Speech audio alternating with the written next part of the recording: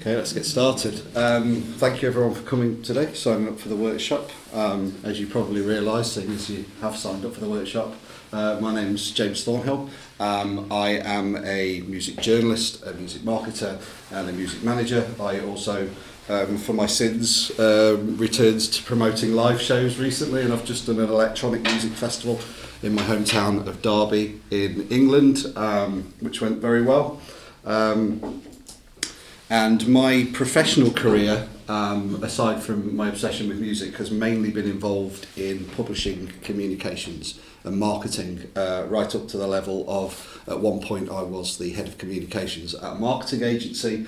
And when I became a freelancer in around 2017, 2018, I started applying some of that work that I'd been doing for years to music, because a lot of my friends in bands and in record labels were asking me if I could help them. So I started applying that professionally to music as well. I mean, I really only got into writing about music as a teenager, as a journalist, because I realised people would send me records and let me into shows. So yeah, I've always had an obsession with music, and today's session is all about putting a positive spin on what DIY musicians, independent artists could do in a situation where there's so many platforms, so many people trying to sell you things and telling you to do different things with your marketing to achieve certain things. You've got so many platforms that now own all your data and are telling you that you need to drive all of your efforts towards their platforms as well.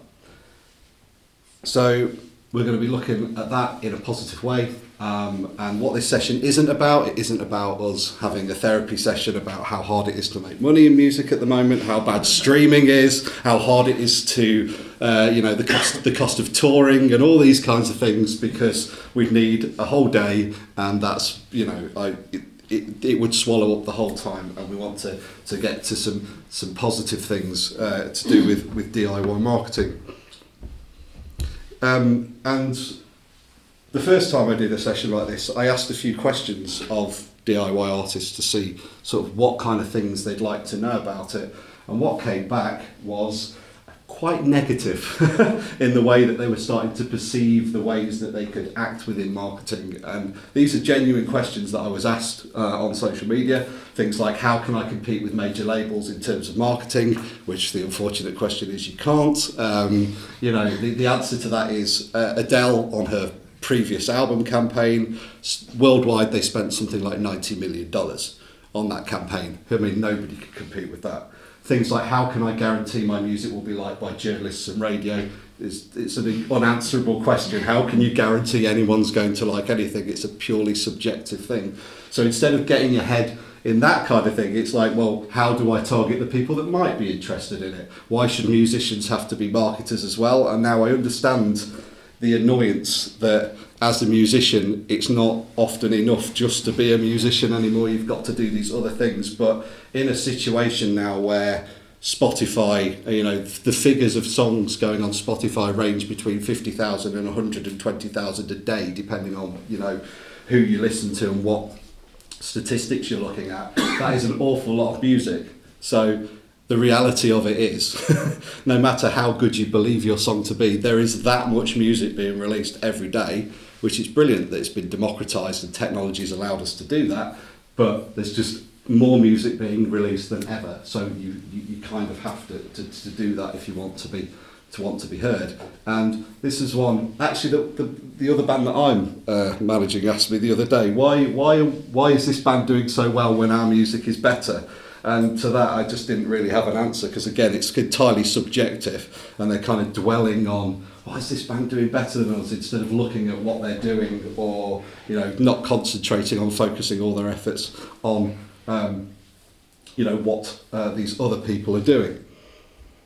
And today we're going to be looking at some steps that I would go through to start being able to take control of your marketing message and how to apply it using the existing platforms, but also taking more control away from some of those platforms, so you're in more control of your marketing.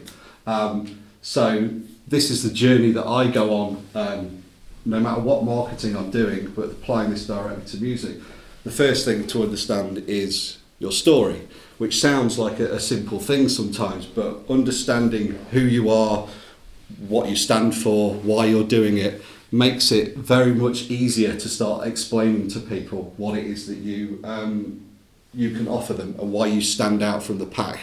So we'll talk about this in a bit more detail, but simply saying I am a folk artist from Prague is fine as a base level thing, but there's hundreds of those. So what is it that's going to get you to be noticed by someone like a journalist? What is it that your story is that's going to make me want to write more about you? And then once you've got that story and that message, your audience, like who is it that your audience is that you want to tell that story to? So a good example is I talk to a local punk band. They're all 20. They would like their audience to be 20-year-old kids. But if you actually looked at it properly, most of their shows are full of 40-plus-year-old men. It is old punks coming to their shows, and they're trying to spend all their time talking to kids that aren't coming to their shows instead of realising or at least admitting that their audience is an older group of people. So they're putting all their stuff through Instagram. When none of their audience are, they're still on Facebook. So it's understanding where to send that story and then providing them something they care about. Most people, no matter how good the music is, people invest more in any art if it's something that they care about. If you look at any of the biggest artists of, well, ever, there's so much more to, no matter how good the music is, people invest more in the whole package. If you look at someone like David Bowie, the music, great, but if you remove the whole persona and the package and the whole thing for people to invest in, it becomes a lot lesser than what it was and how big he became. Then we get into the practical stuff, looking at the different ways to talk to them. What is the best platform, the best ways to start telling all these things to them? And then after that, this is a very simplified version of it, how do you keep talking to them? Once you've got someone interested in your story or they've invested in at least buying one thing, how do you then keep talking to them in a way that gets them to keep caring about the work that you're doing? We'll do questions at the end. I did a session like this and I asked a question at this point and then half the session disappeared. So let's get through things. Let's put the music industry in a bit of context at the moment. Since the internet came about, slowly what has happened is with big companies, particularly in social media, providing very, very simple ways for people to do things. What a lot of artists, record labels, people like myself, marketers have sort of unwittingly done is handed all our content and all of our audience over to platforms like Facebook and all these other places who now have control of that, and they need your content, they need your audience for them to be a successful company. But what has happened is that has kind of replaced the old style gatekeepers that we had. So to put this into a bit of context, in the past we had several big music magazines. We'll talk about the UK. Several big music magazines, several big radio stations, several big TV shows that if you got your music onto those shows, you were almost guaranteed to grow your audience overnight. What we've got now is, with the advent of the internet and streaming, is, and this is a good summation of the situation, we've gone from gatekeepers with too much power to having no fucking gate, which was a comment from a music marketer at a conference that I went to. And what this explains is that we've gone from having 3 or 4 people that if you got your music to, they were in control of then who got to know about that music, to having an absolute tsunami of music coming and people are picking and choosing in lots of different ways where to get that music from. Both things have their benefits and their merits. There's some people saying that, oh, my music's not getting through because of gatekeepers. Gatekeeping, as I understand it, doesn't exist in the same way that it did 25 years ago. And what people are starting to realise now is that it's better to have control of their own data, and this is why at the moment the big buzzword in music promotion is direct to fan marketing, and everything to do with that feeds into a simple, quite simple marketing strategy that I apply across all of my marketing, and it's a sales funnel. It's what you apply to direct sales, is you pump a lot of people in at the top, and at the bottom you want to create fans, buyers of the stuff that you are selling.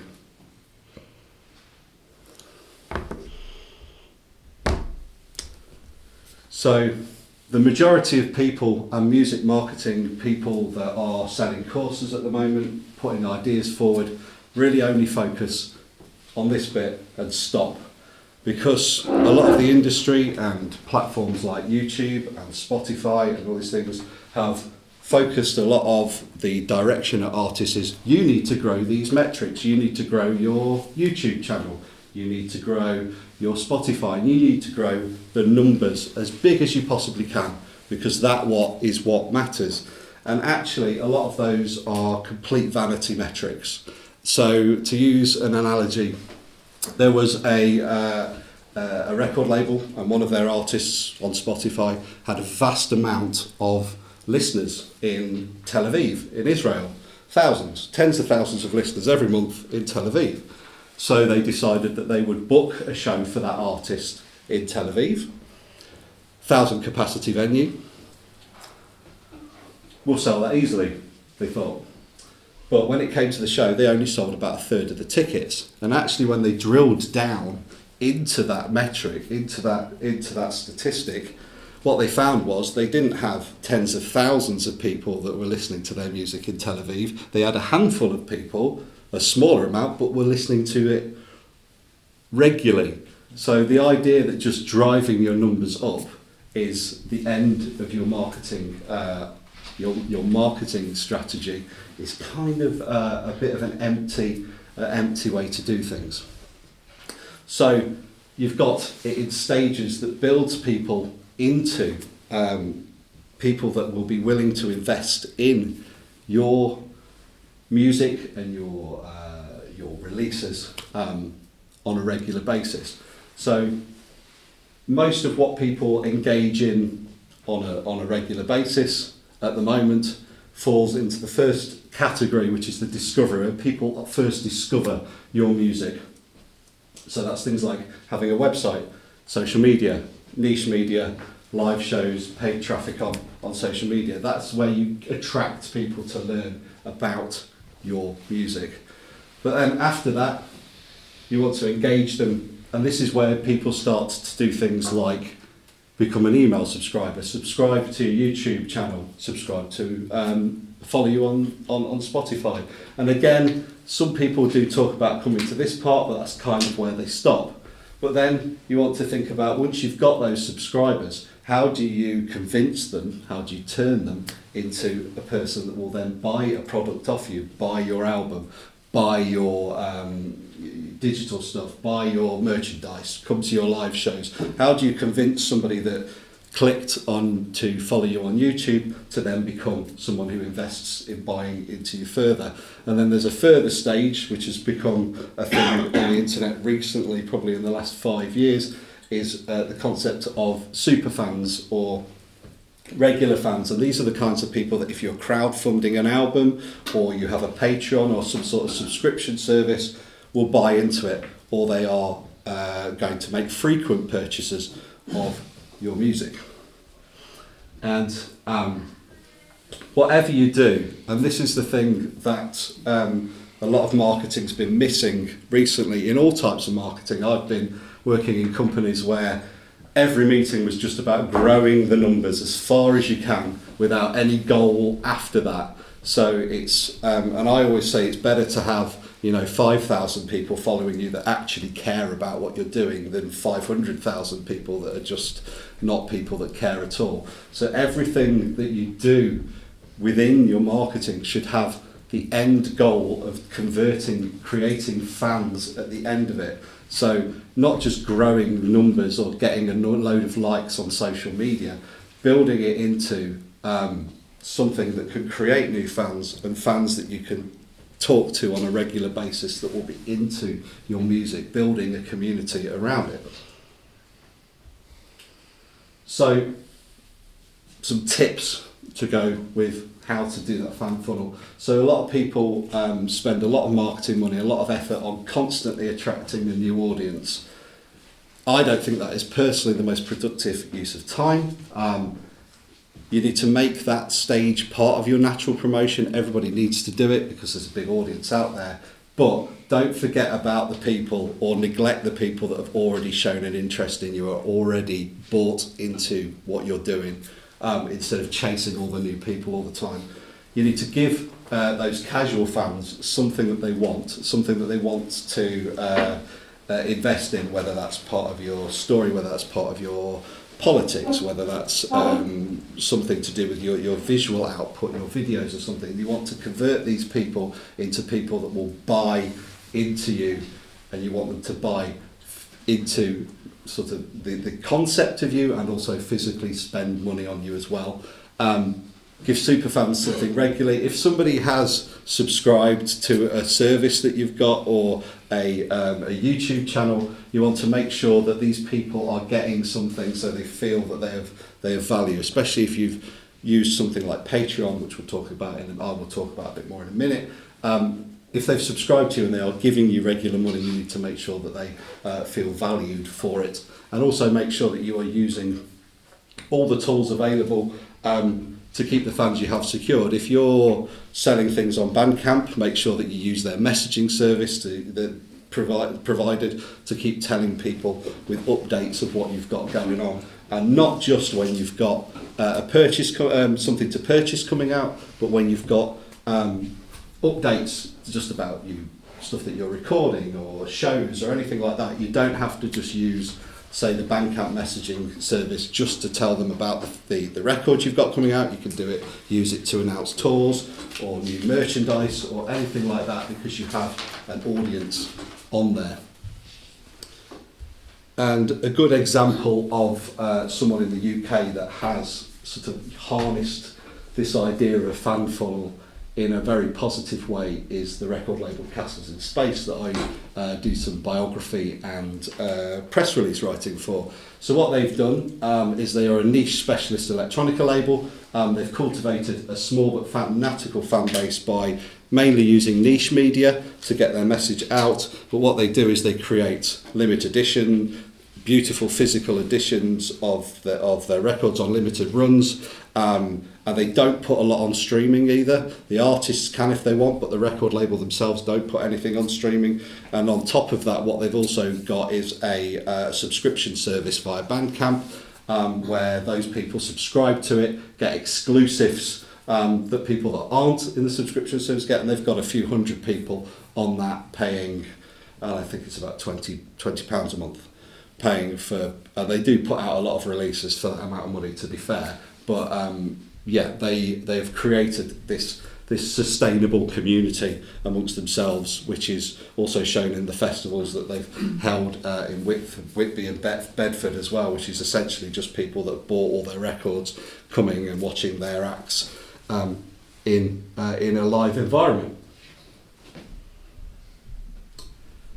And so going back to this idea that over time what we've done is we've started to hand the ownership of all of our creative content and all of our audience to third-party websites. In fact, a lot of, in the UK anyway, a lot of record labels and bands, the only web presence they have is their Facebook page, their Twitter page, and a Bandcamp page. And that's it. They don't have their own website. And the questions start to come up a lot more recently. Do I need a website? To which I've come to the conclusion that in this climate you do, and I'll explain why in a minute. Owning your fan data, that audience that you've built, that you have, having ownership of that so that you can apply it to any different platform, any of the new platforms, any of the new digital platforms that keep coming and going. If you've got a list of audience, email addresses, phone numbers, whatever it is that you've always got that, and you can always use that. And so much so that when Twitter was going through its wobbles, when Elon Musk bought it the other month, when he paid 42 billion for something that was, was it 8 billion? It was 8 billion it was valued at, and he paid 42 billion for it. So that's good business acumen, that is, isn't it? Like, might as well buy something at a lot more money than it's worth. I wrote this piece for God Is in the TV, basically because I'd asked the question, in the worst case scenario, if all of these platforms disappear tomorrow, what have you got left? So if Bandcamp disappeared, all your social media just for whatever reason disappeared, which is plausible because you don't own it, you can't stop it going away, what is it that you will be left with? And the answer that a few record labels and a few people came back to me with was, oh, actually thinking about it, if Bandcamp goes away tomorrow, we've lost our web shop, all of our audience, and all of our ways to sell things, which would be pretty catastrophic. And in this article, I spoke to Laura Kidd, and she's quite inspirational, really, but she's great to talk to, and she knows about it because in the early 2000s she was performing as She Makes One, and she was doing very well on MySpace when that was a thing. She had a 20,000 person fan base on MySpace. Those people were going to her shows, they were buying things off her, she was doing very nicely, she was getting tours booked off the back of that audience, and then MySpace went away and she lost the lot. All of them just gone in a day, basically. And then again, when Pledge Music was a thing, when she was trying to crowdfund for a record, that went under, that folded, and she lost £6,000 of her fans' money who had pledged for her to record an album. She was about to start recording the album. So not only did she not be able to record that album, she lost all that fan data. She also had a lot of people very angry at her and Pledge Music because they'd obviously spent a fair amount of money on getting that album made that never materialised. So in 2019, she took control and launched something called the Pen Friend Members Club, which she used her own website, no third-party providers, and ran a subscription service on using her mailing list and a simple sign-up form on her website. Alongside that, and this is the bit that most people won't want to do, she did create a lot of content, regular content on YouTube with a podcast and with regular updates of the music she was making, and she was also making exclusive bits of music for people and for the people that were signed up to the subscription service, which she was in a position to do, having already done okay in the music industry.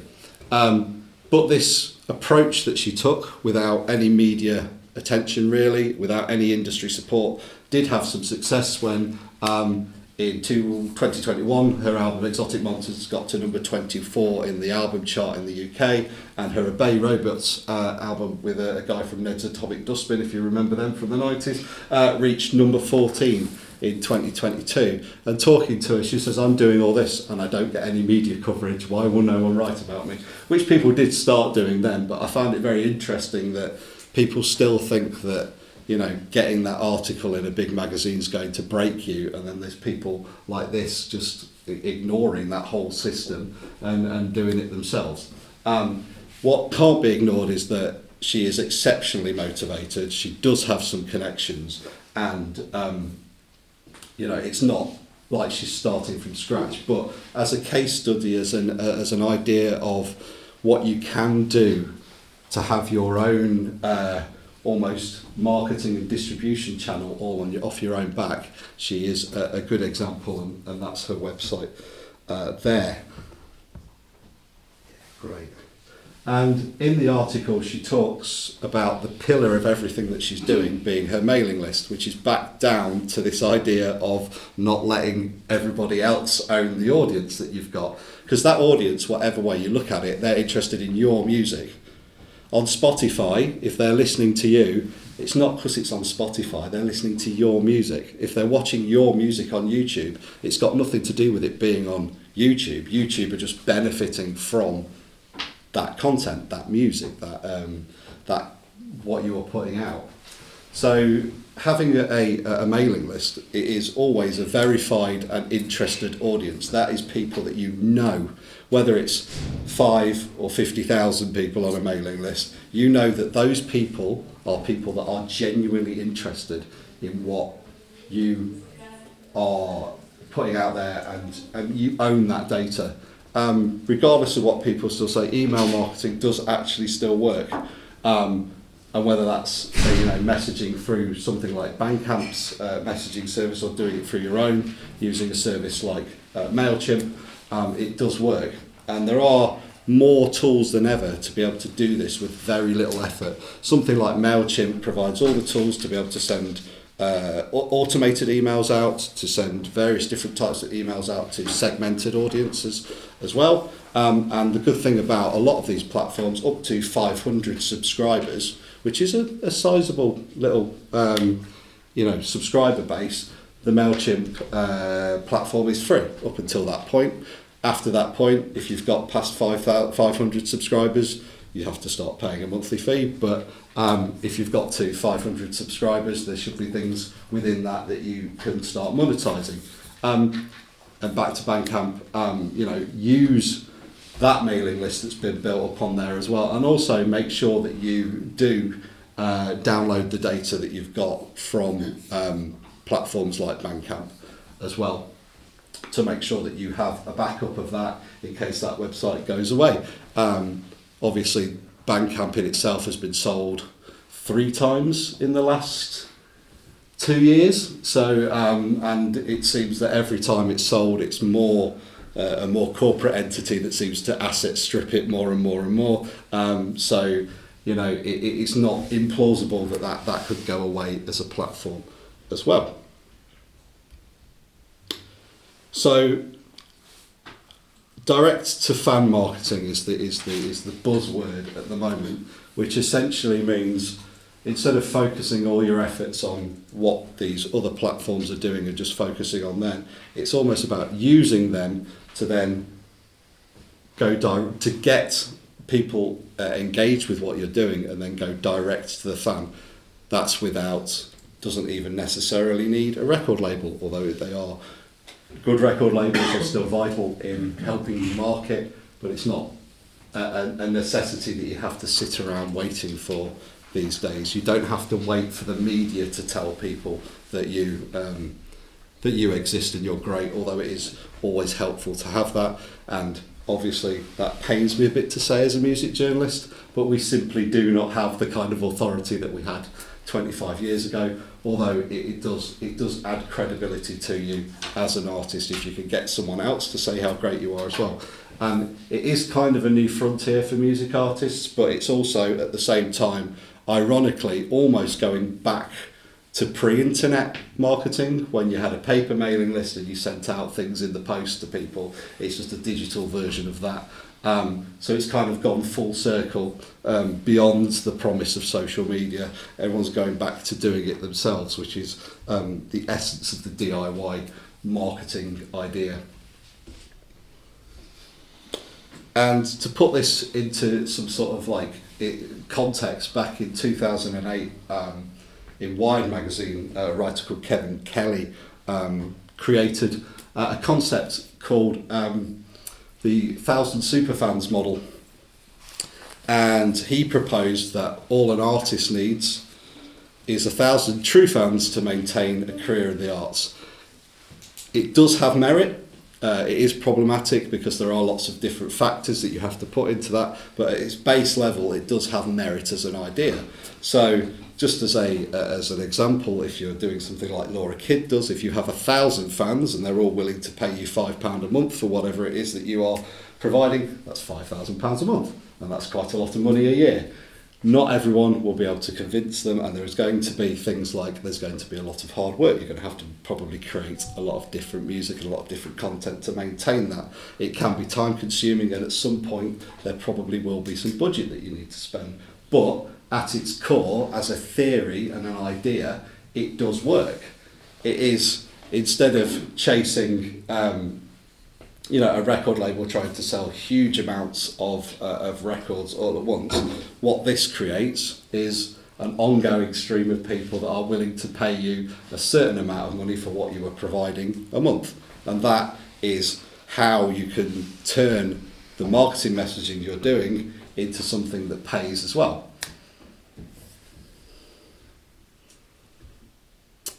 So let's get into some more of, now we've talked about a bit of the context that as I see it for the industry, let's start to talk about some of the practicalities that I apply when looking at marketing.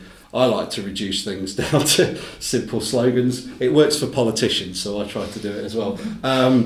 And so plan, prepare and persist is how I put it. So planning is incredibly important, knowing what you're saying, why you're saying it, where you're going to say it, and when you're going to say it is really, really important. You can try and do everything ad hoc, but it gets very difficult to monitor and you don't know what it is that you're aiming for at certain times. And prepare, make sure you've got everything you need to do the job before you start doing it. It's a lot of hard work if you're saying, I think we need a video. We haven't got one. It all becomes very difficult to keep on top of things if you're not prepared, and good marketing agencies, good marketing people will have everything planned and created before they start, because it makes the hard work bit of doing it and putting the marketing out there a lot easier. And persist, and by persist what I don't mean is the people that as a journalist I get an email off them and they say, have you received the album and listened to it yet? And then I look at the emails and they've sent it an hour before, and then I get one off them the next day, and then the next day. That's not what I mean by persist. I mean persist in that instead of taking every knockback as a negative, persist with the marketing activity, persist with what you're doing. Don't see everything as a failure. Don't give up because it's not quite worked. You know, in all these things, there's going to be lots of things that you need to try and change, and every artist's different, every piece of music is different. Some things work for some people, some things don't work for others. So what I mean is that don't become downhearted and dejected and move away from your plan just because you've had a little bit of a setback. I definitely don't mean bother people to the point that they don't want to listen to your music, because I guarantee I have not listened to any of those songs that people have done that for. So that's how I break things down in terms of marketing. So what do you need to prepare before you start a campaign for an album, for an EP, or things like that? So obviously you need, just the simple thing of the music, like the music needs to be recorded, mastered and ready to go. It needs to sound good. The artwork that goes with it, all those, those little things. Your promotional schedule. Definitely when you are releasing something, have a full schedule of when you're going to do things leading up to it. And also these days, forget the traditional idea of all promotion needing to be up to the release date, because everything's digital now. You could do things after, up to 6 months, even a year after. You could still be promoting the same album and getting more audience from it. It's very annoying working in the media now as well, that there's still editors and still magazines that want all of the coverage of an album before it comes out, when what does it really matter these days? It's all accessible all the time, and it's difficult sometimes even now to as a journalist to push things to certain magazines because it's already out, so we can't cover that, but you've not written about it yet, it's still great. So think about the promotional schedule, your promo photos, any video assets, long and short form, because whether we like it or not, there are whole audiences that get things in 13-second blasts on Instagram Reels and Stories and on TikTok now. A lot of musicians I know really don't want to admit that TikTok has an audience, but it does, and that's a place to look at things.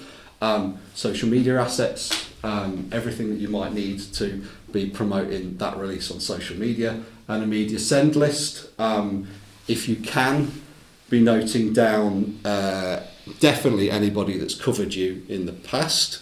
Try and get, if you've not been involved in it but a journalist has written about you, get in contact with them, get their details so you can keep them informed. If you don't have a media send list, you could start by adding me to it. I'll go on your media send list, and there you go, you've got a media send list started. And keep that updated with people that might want your music. It's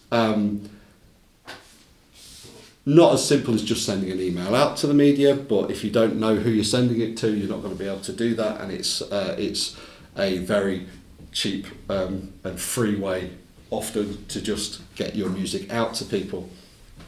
You need a biography and a press release. A good biography and a good press release can, as well as the music being great, a good biography and a press release can be the difference between an artist being written about or booked or not. Because again, there has to be a bit more than certainly from a journalism standpoint, there needs to be more than just great music. There needs to be something that I can actually write about the people as well as the music. And an EPK, which I've just convinced one of the acts that I'm managing that they need one, because they're trying to get shows at the moment and they don't have an EPK to send out to the bookers or any journalists. And having everything in one place online that people can go to and find all the information, images, videos, everything that they need to do their job does work, because particularly these days people do not have a lot of time. A lot of people aren't necessarily, especially in media, getting paid a great deal of money, so they haven't got time to spend an entire day asking you, can I have some images? Oh, by the way, can I have some video? Have you got a press release I can have? Because it just becomes a really laborious and insurmountable task. And they're probably going to end up writing about the people that have sent them everything that they need all at once.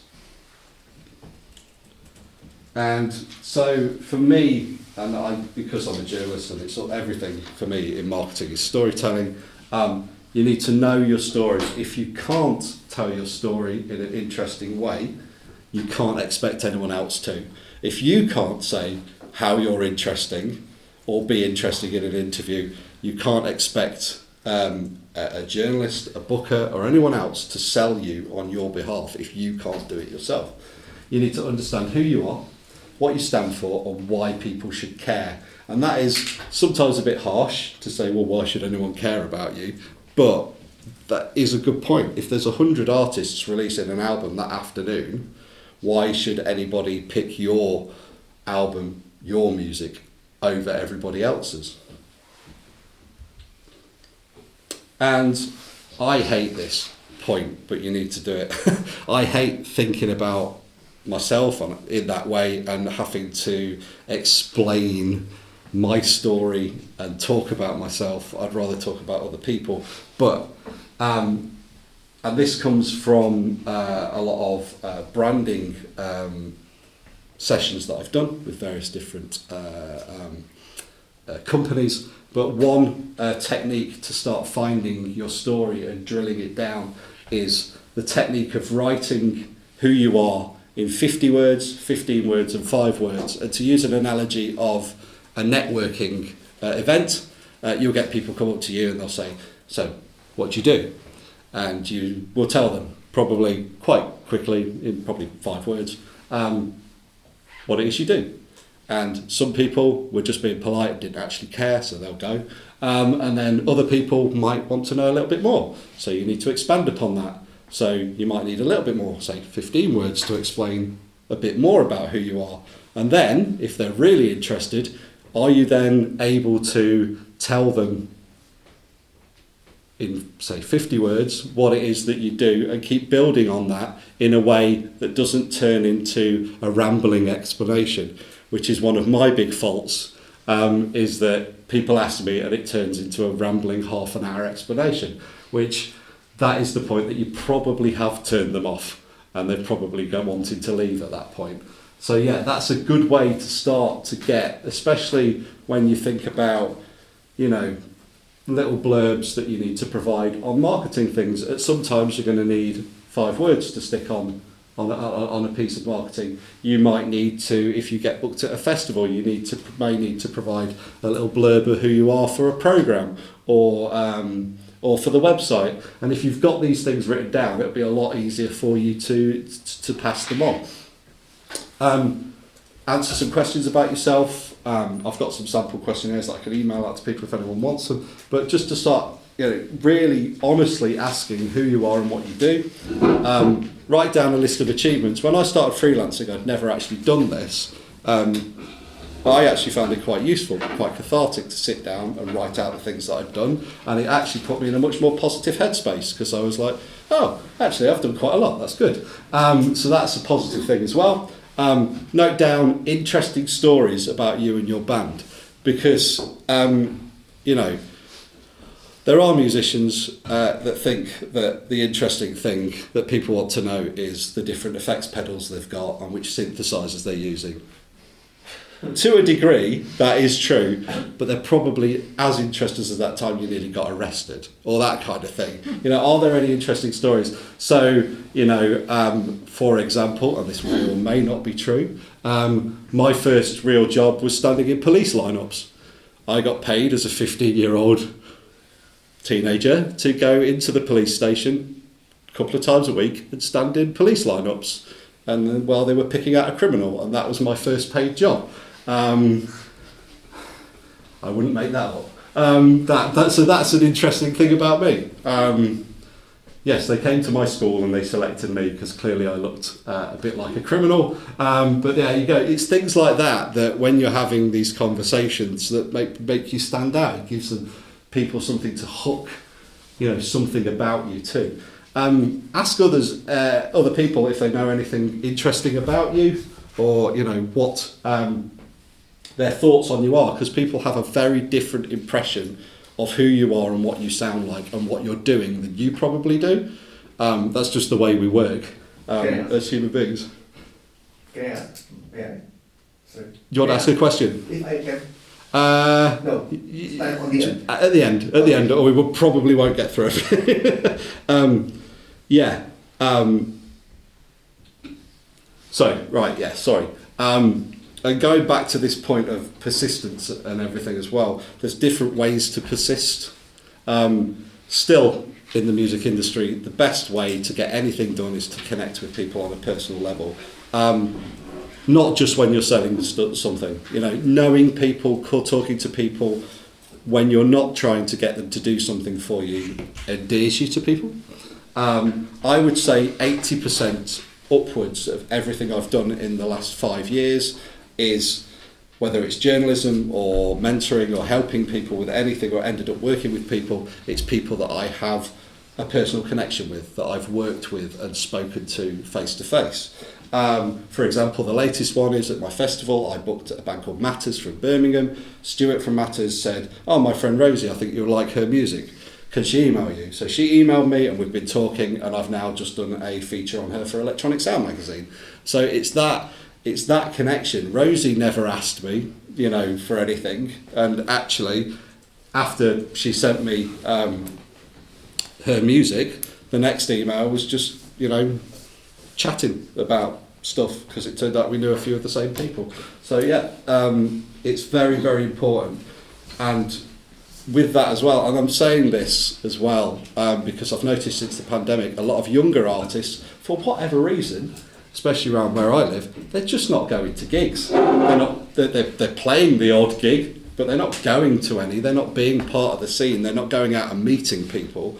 And still, to this day, the best way to engage and build up and market yourself more widely is to be in a room with other people that are in music and other people that can help you, because you never know who might be in the room that you might be able to talk to, who might see you play, who might be able to help you in some way. And you're not going to get that if you're sat home trying to do everything on social media. So that's another thing about personal connection that I think is very, very important. I was just going to touch on AI very quickly, because it's something that's bothering a lot of musicians at the moment, and certainly in marketing, a lot of bands are getting backlash now for using AI to create their videos. I don't necessarily have a problem with that, but My impression is that there's a lot of people spending a lot of money trying to create very lazy music, very lazy art, trying to replace the creativity of human beings. That is the bad part of AI, but there are a lot of powerful tools for both the creation of art and marketing of it that are coming around through AI at the moment. Even the Spotify algorithm is AI. If you're writing something and you use Grammarly, the plugin on Chrome that does proofreading for you, that is AI. So we're all being sort of driven down this discussion of how bad AI is for everybody, and not talking about how great everything can be if it's used right.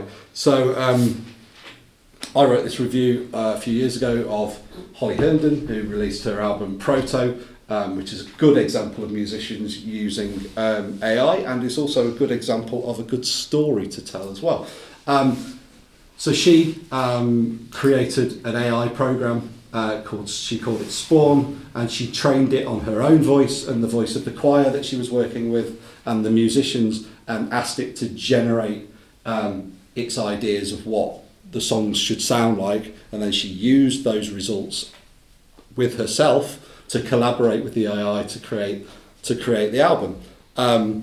So that is an example of how an AI tool can be used as a collaborator rather than a replacement for the creativity of artists. Let's press the note. We don't want to listen to that right now. You can have a listen some of the time. So whatever all of these AI fanatics tell you, at the moment AI is not creating anything, not in itself. It is approximating a version of what it is learning, and this is the big issue at the moment. Is people are going to have to catch up with legislation on this, because at the moment the law isn't very clear on whether these companies can just take all the music out there and train their AI on it. My opinion is eventually the law's going to catch up and these companies are going to owe a lot of money to people in royalties. But that is just a prediction. But it can be a powerful tool in helping you create, especially if you are not able to hire people to do certain things. So in writing, press releases, bios, website copy, all these kinds of things, programs like ChatGPT and Microsoft Bard, what they can't do is write as well as a human. They're never going to be as good as a human writing. But what they can do, and I've used it myself, is they're very good at being able to surmise information in a way that can be a very useful starting point for you. So if you've got lots and lots of information about yourself and you're wondering what's the best things that I need to put in a 500-word press release about my live activity, you can stick it into ChatGPT and it'll give you a basically like a search engine, but in a more full format. It'll give you a rundown of what it thinks should go in there. Never use it outright because it is full of mistakes. I asked ChatGPT to write a biography of me, and you will be very surprised to know that I've been dead for 5 years. So I wouldn't trust everything that comes out of ChatGPT. It is not reliable, but it is a good tool. There are tools for video creation and editing. There are, as you've seen with what Holly Herndon's doing, people are creating things that can be used as part of the process in music production. There's some powerful tools in there that can start to look at audience data. The thing that an AI can do that a human can't do is it can look at a lot of information very, very quickly and give you an idea of what is going on. And it can also be used in music promotion. There's AI things being put into email marketing and picking which audiences you can use as well. So there's all these tools being built at the moment. So I think the point that I'm making is don't be scared of AI. I'm aware that we've only got an hour, so I'm running through as much as I can very quickly. Let's get into some basic tips on stuff that I'm to do with various different things. On social media, spend time building community. Don't just post and then leave it.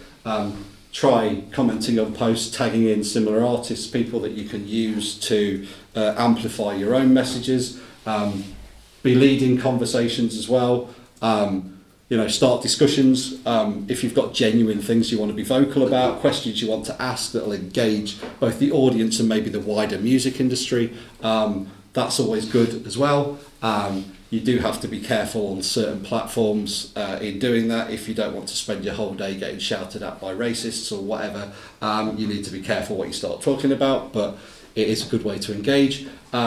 Collaborate. Are there people in your social media circle that if you can work with them, they can help amplify your message, they can help you get your message out to more people? Can they remix you? Can they mention that they're touring with you? If you a simple message to someone going, could you just do an announcement that we are the tour support for you? Because not everyone does it. That could be very big for you. And this is a key thing for me. If someone does something nice for you, includes them on your podcast, plays you on their radio station, writes about you in their publication, please share it, and also please tag in the people that have done the work. It's nice and it does help the other people as well, and it makes the whole thing feel like a community rather than well, I did this thing and you've not even bothered to tell anyone that I did it. It ingratiates you to people. Share as much as you can. Use tools that are available with social media. Things like Hootsuite to schedule posts. If you've got a limited time and you want to schedule posts for the next week, you can do that with a lot of these different programs. Canva, if you don't know, that is a free graphic design platform, which does annoy professional graphic designers a lot, but there's lots of templates on there, lots of great visuals that fit into different templates for different media platforms, different social media platforms. There's lots of graphics and things that you can use. Lots of there's a video editing tool in it as well if you buy the pro version, but the free version has lots of stuff. I've just done a really good gig poster using that as well. And be visual as much as you can. And another part that I didn't mention with your brand story is part of that story is your visual identity. Again, going back to David Bowie, so tied into everything he did was that visual aesthetic that he carried through all of the albums and the artwork and the promotional material that he did. So make sure you carry that across everything that you do so that people can identify that look and feel throughout all your social media and marketing. Media, they can feel a bit standoffish and whether you believe it or not, journalists are people too. That personal connection is worth more than anything, especially now that a lot of music journalism is unpaid. People want to feel that there's something a bit more going on when we're dealing with people. Think about when you contact someone, and it is a harsh way to put it, but what value are you offering to them as the writer? Somebody that is getting hundreds of albums a week, tens of thousands of tracks coming through every day, what is it that you are offering that's going to make them interested in the thing that you're doing? Again, is it a unique story that they can immediately go, oh, if I pitch that to a magazine, I'm going to get that on the front cover, or anything like that? Is it early access to music, download of the music? Is it that simple as that? Are you offering them passes to come and see you live? What is it that you are offering that is going to make your piece of music in that sea of music stand out? And a lot of people, and this is something that I've just got one of my artists to start doing, because so few acts in the UK do it. When they go into a town, they don't contact the local media there to say we're playing in your town. They just assume that those people will magically pick up on the fact that it's happening. So wherever you're playing, check where there are media outlets, local fanzines, websites, whatever, especially out of the major cities, because that's the places that some of these fanzines probably and local websites are desperate for content, so they will be quite interested in coming along to your thing. When you send over your material, make sure that they can get everything they need as well, with as little work as possible. I'm not saying that journalists and editors are lazy. What I'm saying is that they have limited time and a lot of music to get through. So biography, info, images, download files. It's going to make everyone's job a lot easier if they can just get the thing, write something and get it all up on the website without having to do anything else. like email you and wait for you to send them some image files or whatever. It could be the difference of it getting published or not. And yeah, let the media interact at their own pace. You know, a review 6 months after release is just as good as on release day. You know, you can bother them, you can remind them, but don't, you know, get into the headspace that, why haven't you done this yet? Because what you want is you want them to write a nice review, you know, a good review, a well thought out piece on it. You want them to write a nice feature on you. You don't want them to just churn out your press release along with another 20 pieces that day that is churning out a press release. You want something of value to come from them, and sometimes it just takes that long for people to get to the work. Right, yeah. Streaming. Although, you know, streaming shouldn't be the be-all and end-all. Obviously now that Spotify brought in the rules of, you know, you're not getting a payment until after you've earned 1,000 plays on a song. It's 1,000 plays on a song. It's not the place that everyone should be putting all of their, you know, all of their interest in to make money from this, or even make a massive success. But what it is, whether we like it or not, is still a place with vast audiences. So I would not recommend just taking your music off it, because it is places for people to discover your music. Submit your songs directly to the submission tools on the platforms. It's the only way to get on their official playlists. Spotify for Artists is the only way to get on their editorial playlist. No matter what some of these agencies are trying to tell you about their vast audiences on playlists they've got on Spotify, they cannot get you access to the Spotify editorial playlists. Only the people that work at Spotify can do that. Make your own playlists. Focus on one place, because I was looking at the figures on this, and people access things through playlists as much as they do individual albums or songs. It's quite interesting how this happens, and it was who was it?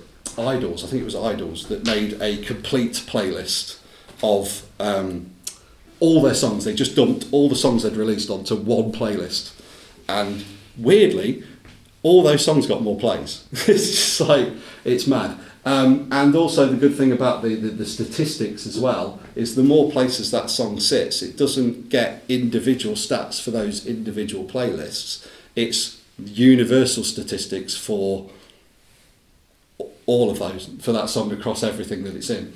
And that also, you see this started happening a few years ago. When you release a single, what happens is they release one single, then the next single, they add the previous single to it, and then they add the previous single to it, and then at the end they've got, essentially, I know it's half the album, which is annoying, but it's essentially a mini EP. So people accessing all these different points, once they press play on that final one, they'll get all 5 songs, or when they press play on that one. And a fair few major labels have started doing that a few years ago, and I just wondered why they were doing it, and that's the reason, because it's a universal statistics.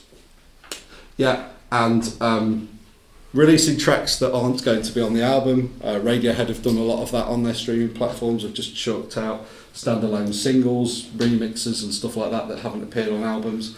And when you're using a digital distributor, make sure that it's one that makes your music visible on Shazam. Which has vast amounts of users are using it to find out what songs are. And if they are in a club or in any environment and they Shazam your piece of music and it can't find it, you've missed out on that person being able to access more of your music. Yes. Or pre-save campaigns, they've been pretty much proven that they're a bit of a dud now in the last month. So let's move on from those. Use titles for playlists that are that can be genre specific as well. That are easily searchable by users. That's a good one. So, pretty much dead on an hour. So I know there's going to be lots of questions. So yes. Let's launch into some questions. So